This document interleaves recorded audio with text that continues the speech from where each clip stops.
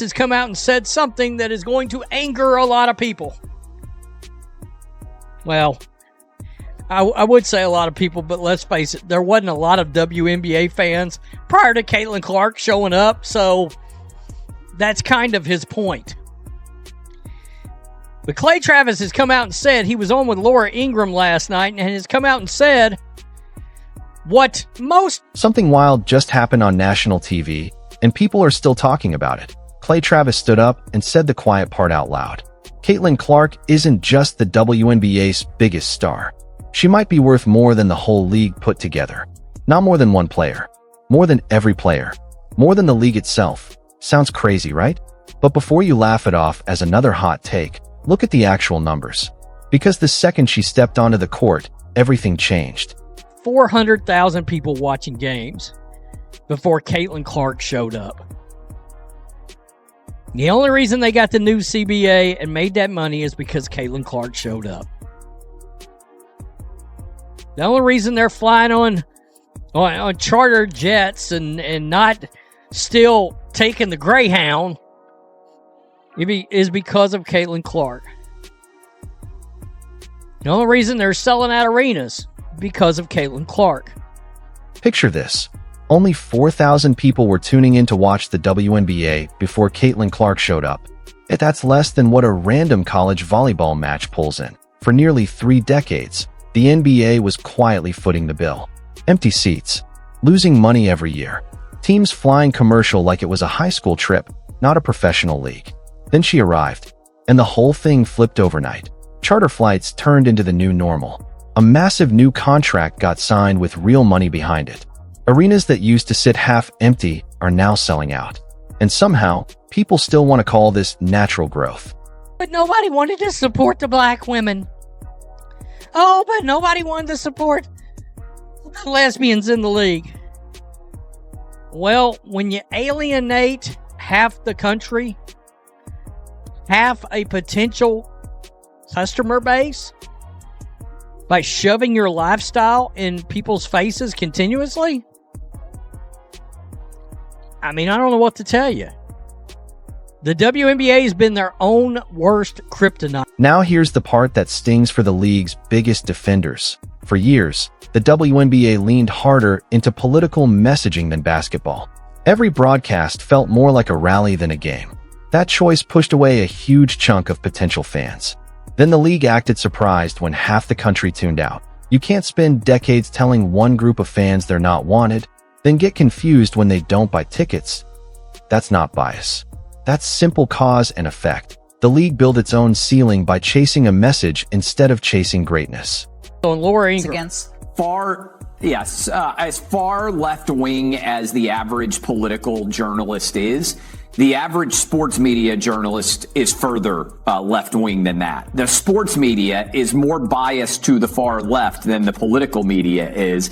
And so within the prism of identity politics, which is all that left-wing analysis can exist within, as a straight white woman, Caitlin Clark is a threat to a lesbian black... Check this out.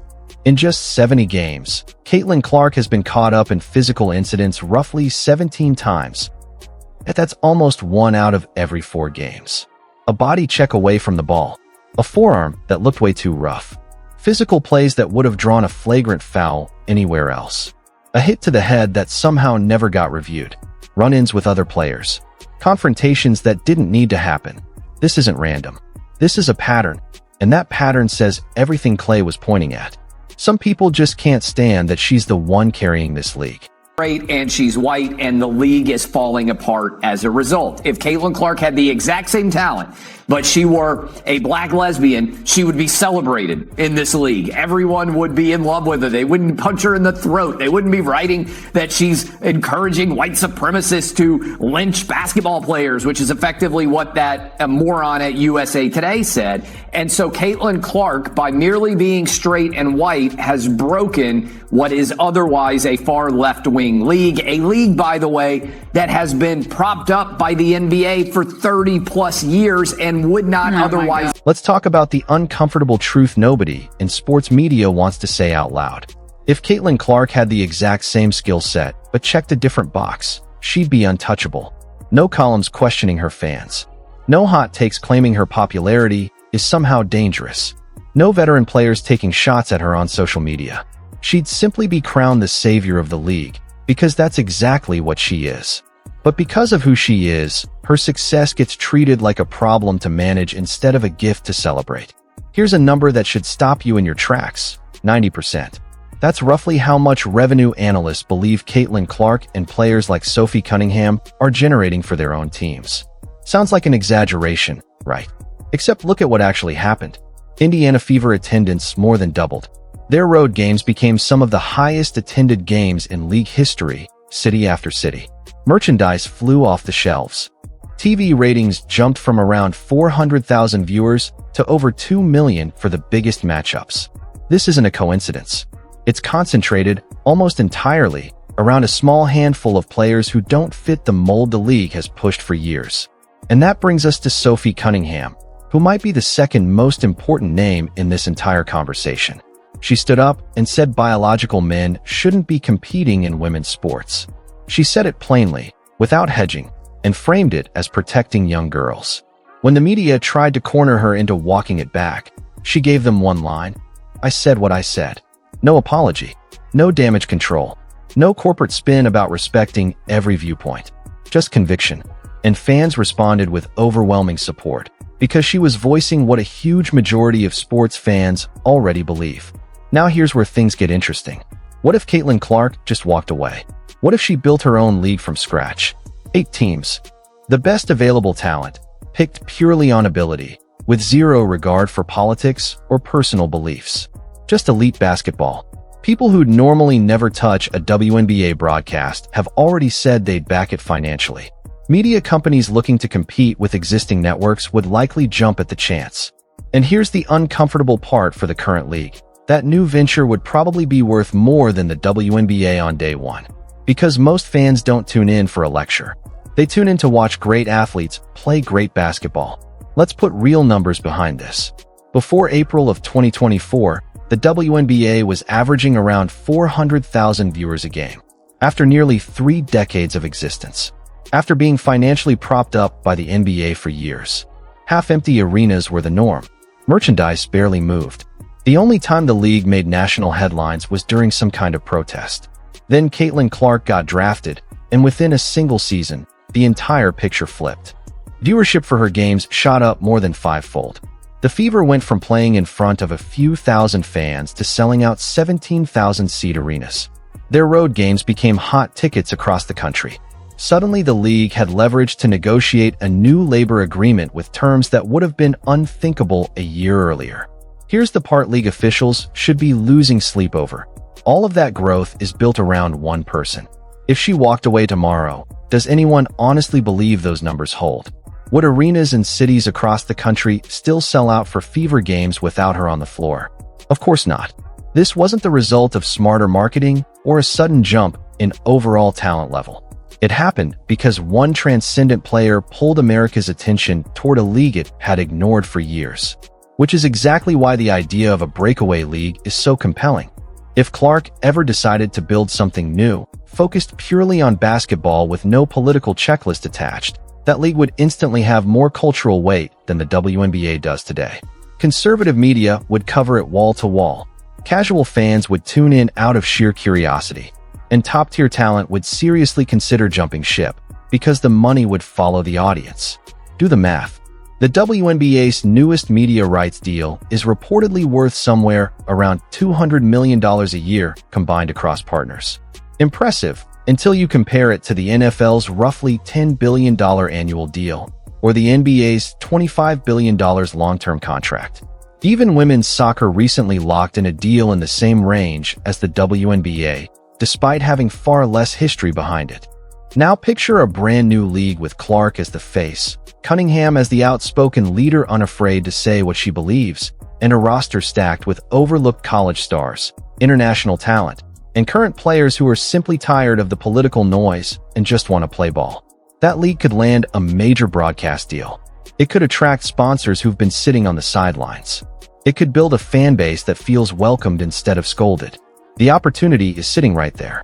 But instead of protecting its biggest asset, the league has let resentment quietly build. Veteran players make pointed comments. Columnists question whether her supporters have bad intentions. And meanwhile, she's been shoved, hip-checked, and hit far more often than seems normal, while the league stays largely silent. That resentment comes from somewhere real. For years, players were told the reason they weren't more popular was because America wasn't ready to embrace them. Then one player showed up and proved that theory wrong. America was more than willing to embrace women's basketball. It just needed someone undeniably great, someone who made watching the game feel effortless instead of like an obligation. Remember the dark side comment? That wasn't a lighthearted joke. It was a not-so-subtle jab at the idea that the wrong kind of fans were now showing up. Fans who didn't fit the mold the league had built its identity around for decades. Then there's the case of the reigning back-to-back MVP, a genuinely elite player who, instead of building bridges with this new wave of fans, has repeatedly said things that push them away. Her signature shoe deal was supposed to be a huge moment. Instead, barely anyone's buying, because the crossover appeal simply isn't there. That's not bad luck. That's self-inflicted. Now compare that to how Clark carries herself. She talks about basketball. She's humble in wins and classy in losses. She doesn't turn interviews into political statements. She just plays at an elite level and lets her game do the talking. And because of that, her fan base spans every demographic imaginable. Young girls, their moms, dads bringing their daughters to games for the very first time. That's how you build something that lasts. Cunningham's stance on fairness in women's sports is another clear example of this exact pattern. Poll after poll shows the majority of Americans agree with her position.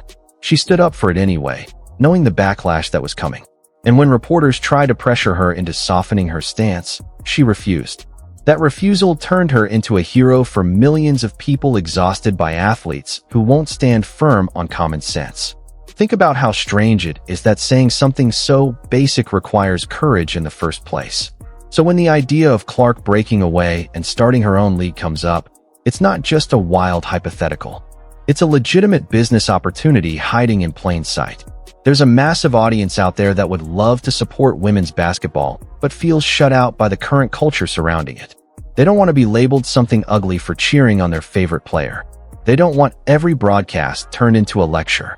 They just want great basketball, no strings attached. Financial backers are already circling.